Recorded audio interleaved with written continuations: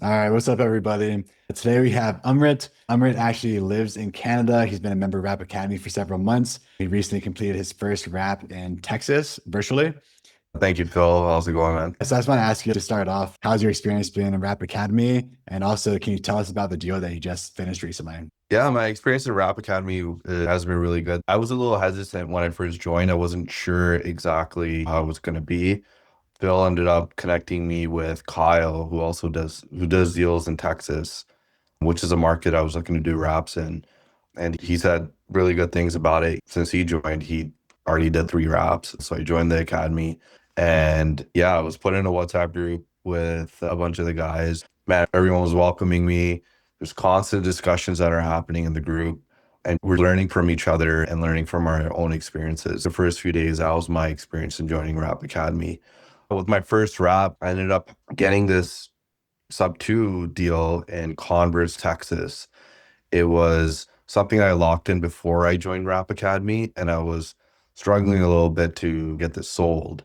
I was trying different marketing channels. I was actually sitting on it for a few months and not really doing much about it because I was focused on fix and flipping. 2 months into it, I'm like, damn, I got to get this sold.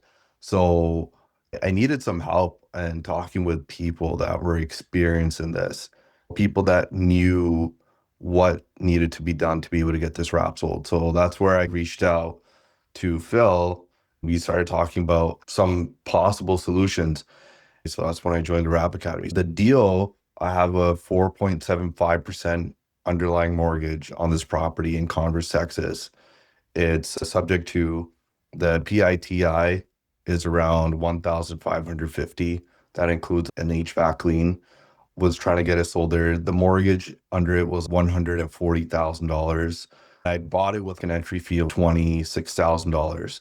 So at this point, by the time I joined Rap Academy, I was already 3 months of holding costs. So probably $6,000 of holding costs. So I'm already $32,000 in. I was trying to sell it for a really high price for $250,000, 5K down, the 2,500 PITI with everything in to the end buyer when I was trying to wrap it. Obviously, those numbers weren't correct. And especially when I started talking with the guys in Rap Academy, they're like, yeah, you probably want to adjust your numbers, going over the deal calculator, which is something that Phil showed me. He's like, yeah, you probably want to adjust it a little bit lower to these numbers. And also talking with Kyle, who also is experienced in the Texas market, he's like, yeah, you probably want to be around this number. So that's where I lowered it, put it down to the $230,000 purchase price. I sold it for $2,150 dollar PITI. So I'm making around $550 on it per month. And I sold it because this is my first deal and I wanted to get it sold. I sold it for a $15,000 entry fee. So my cash on cash isn't the best, but it's at least something that I'm getting. It was my first deal. I held it for a long time, so I didn't expect everything to go as planned, but it's something that I've learned a lot from this deal. So that I could take all that knowledge and share it with the group, everyone in Rap Academy, and then apply it to my next deal, which I also have locked in now. Boom. Yeah, I love it. One thing I noticed about you, Amrit, is you take a lot of action and you're open to figuring it out along the way. A lot of people that are entering into this niche in real estate and into real estate, they get stuck in analysis paralysis, where in many ways it's like you really do it one step at a time. I think that's like a really solid way to take it on. Absolutely. And there's different types of people who can do that and who can't do that. Honestly, I'm the type of person who I want to figure it out first and then take the action. But I've been on the sidelines for way too long. I'm at a point where I get frustrated at myself. I need to take action. That's why I joined Rap Academy too. I got to be around people that are doing the same thing as me. I can get the knowledge right away and apply it and move it quick, move towards my goal as quickly as possible. But the other aspect about this, you also have to have some reserves. If you don't have reserves, then it's really going to be hard to take that action and learn on the way. So luckily, I had some reserves of cash. That's why I was able to hold it for 6 months and go through it. But I mean, if you don't have that reserves, then yeah, it's a little bit tough. But that's why you surround yourself with people that know what they're doing so that you can get it sold as quickly as possible or build that reserve. I mean, it doesn't matter even if you have people around you. still you gotta have reserves. That because you never know what you're gonna run into, what type of market are you gonna run into. Yeah, and there's so many ways to build up reserves though once you start to get into the niche. You can bird dog deals to people and help Yeah. because it begins with finding a deal. So if you can find a deal, you can bird dog that deal, you can wholesale one, and you can build up those reserves pretty quick. I think one thing that I believe a lot of people can help out with bird dogging is just finding buyers. Finding buyers is probably the biggest bottleneck for this business. If you can figure out the buyer side, I swear you can make a lot of money. I keep telling the agents, if you can figure that out, I kid you not, like I have buddies of mine that are buying deals constantly and like they're ready to sell. And you'll literally be making like five, $6,000 per deal, whatever it may be, depending on how big the deal is per deal. And that can also help out if you end up locking in some deals and being able to dispo those and getting cash flow. So for me, I think any bird dog should probably start off with that. Yeah, for sure. How do you feel like your goals have evolved since joining? My goals have been pretty much the same. My initial goal when I joined the academy was I want to do around $15,000 of cash flow every single month. You and I talked, kind of extrapolated that. I'm hoping to get $500 of cash flow per wrap. And so for me to do that, I would need 30 wraps. And I wanted to do that in a 2-year timeline. Right now, because that first one took me about 6 months, I feel like the next ones are going to be way quicker. Like I know how to market them. I know how to get them out there. And as I keep doing it, I'm going to do multiple of them at the same time. So right now, I got one locked in. If I refine the processes for this one even more, the next one I might just buy two and I might market two at the same time. Then the next time I'm going to market three. So try to accelerate my timeline in that 2-year mark, get 30 properties under my belt, making $500 of cash flow and $15,000 a month, which will help me get out of my W-2. Nice. Once you get that $15,000 a month, what will that do for your life? How's it going to shift your life? Dude, it's going to be crazy because I'm really ambitious. I'm not the type of guy that will take $15,000 of cash flow and just start going on vacation and start enjoying myself. I really want to build businesses. I want to be able to help other families get jobs, people who want to work in a company that we end up establishing. I want to build a legacy for my family. So that $15,000 of cash flow is going to allow me to get out of my W-2 and start building other businesses or even expanding this wrap business, doing more lease options, whatever it might allow. The other thing I also want to do is I want to do co-living. I want to buy a bunch of properties, buy and holds, and make $1,000, $2,000 profit from co-living. Or even in the future, I may want to do wholesaling. And I know this strategy of wraps and lease options can be really crucial in wholesaling also because it's another tool in your tool belt that you can keep for wholesaling. So it's definitely going to help me expand the knowledge, and the money is going to help me expand my businesses in the future. I think that's what it's going to do in terms of changing my life. And then I can get on my W-2. Like I have nothing to tie me down to a 9 to 5.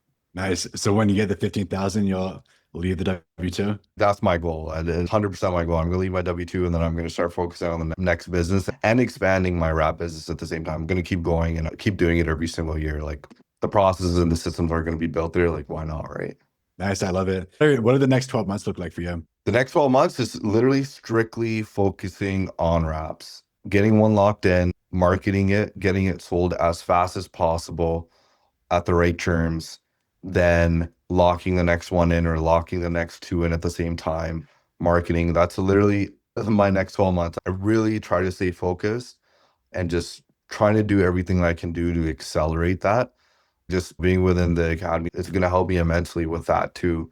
The other thing that we were just talking about is also working with the free students. I want to be able to work with them, help them out and getting into this business and maybe doing bird dogging on some deals too. So finding any ways to be able to help other people out and trying to get to that $15,000 cash flow as quickly as possible. Nice, man. I love it. And I think that one of my favorite things I hear right there is the idea of staying focused because there's so many people that they get the shiny object syndrome. There's so many ways to do real estate. But for me, it's stepping into getting that first $15,000 a month or just one strategy and building skill sets as you do that. And then you can do whatever.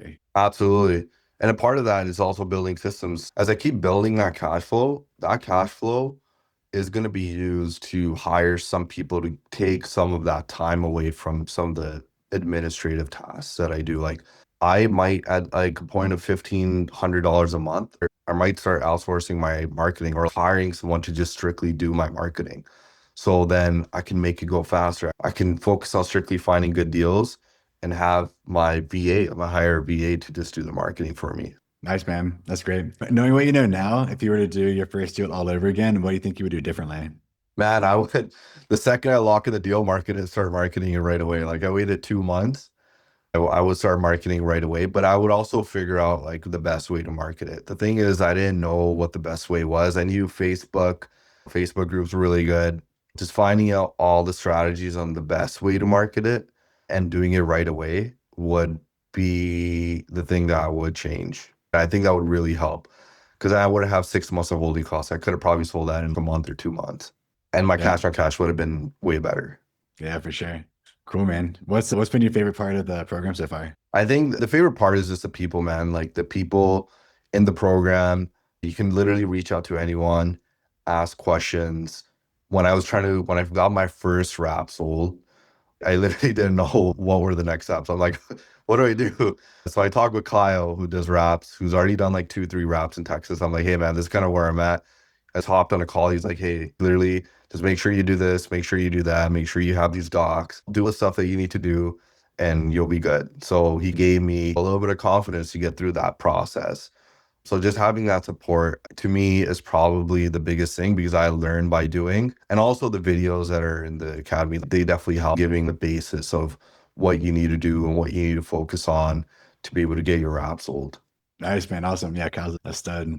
For anyone trying to achieve a similar level of success as yourself, what's one thing you feel like that they should avoid?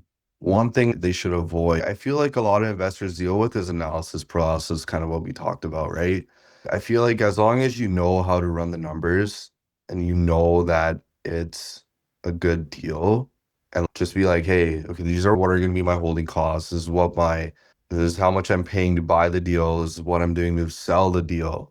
And you can determine your cash on cash and how it decreases over the months.